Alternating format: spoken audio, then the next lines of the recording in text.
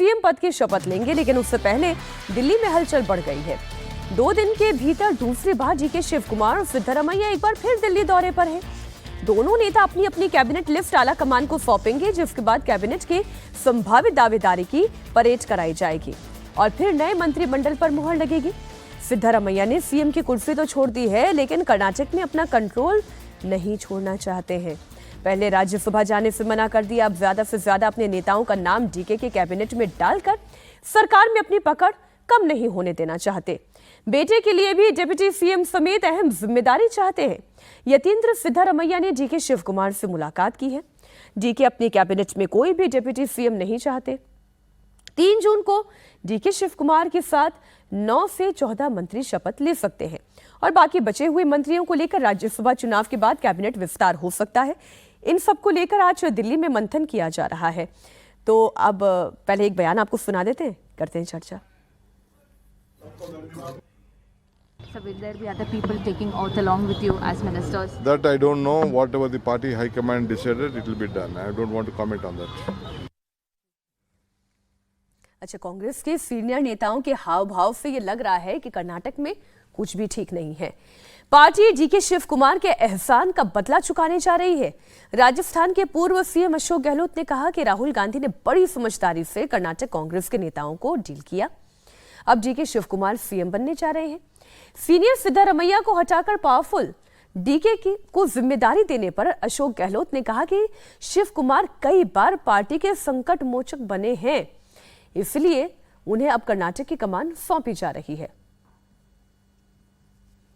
जो सत्ता का फैसला हुआ परिवर्तन करने का मुख्यमंत्री, तो ये मैं मानता हूँ कि पूरे देश के अंदर लोग मानते हैं कि राहुल गांधी जी ने बहुत ही तरीके से सबसे बात करके सबको विश्वास में लेकर के ये परिवर्तन का फैसला किया। और क्योंकि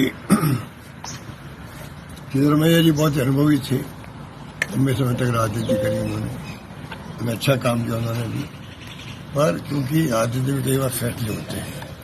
अब डीके शिव कुमार जी भी जो बात अब अशोक गहलोत कह रहे हैं, पहली बात वो एक तो ये सेकंड कर रहे हैं कि DK Shiv Kumar is the right candidate, संकट मोचन रहे हैं तो उनको जगह दी जानी चाहिए, वो उनको मिल गई है।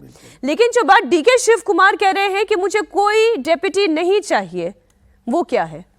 और सिद्धारमैया से बचा लेंगे? नहीं, अभी जो डीके शिव कुमार ने कहा ये तो बिल्कुल सिर के बल खड़ा करने वाली बात है। पूरी डेमोक्रेटिक प्रोसेस को आप लोकतंत्र में जो हम लोग का संविधान है, वो संविधान कहता है कि मंत्रियों की नियुक्ति मुख्यमंत्री का विशेषाधिकार है। जैसे केंद्र में मंत्रियों की नियुक्ति प्रधानमंत्री का विशेषाधिकार है, वैसे राज्य में नियुक्ति मंत्री बनाएगा मुख्यमंत्री का विशेषाधिकार होता है, प्रीरोगेटिव होता है उसका मुख्यमंत्री का। और मुख्यमंत्री कह रहा है कि हमको पता ही नहीं है कौन मंत्री बनेगा।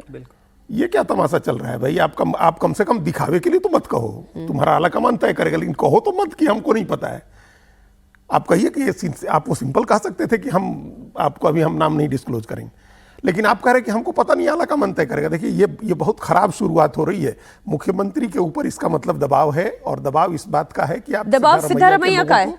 हाँ, सिद्धारमैया के लोगों, ये राहुल गांधी का दबाव है, दोनों का दबाव होगा। वही हम कह रहे थे कि आला कमान की पसंद के लोगों को भी आप एडजस्ट करिए। सिद्धारमैया के पसंद के लोगों को आला कमान कांग्रेस में बहुत मजबूत होता है इस मामले में जी। बिहार में हम एक छेपक की तरह कहते हैं कि 7-8 साल से इसलिए कार्यकारिणी नहीं बनी क्योंकि एक प्रभारी लिस्ट देता है, एक प्रदेश अध्यक्ष लिस्ट देता है और एक लिस्ट आला कमान के पास रहती है।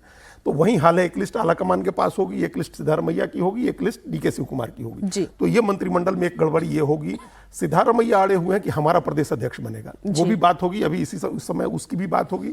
डिप्टी सीएम बेटा बनेगा तो उसको मिनिस्ट्री कौन सी चाहिए, ये भी बात होगी। और उसके बाद आइए तब ये जो अशोक गहलोत ने कहा कि संकट मोचन है इसलिए उनको बनाया गया, ये बात ठीक है।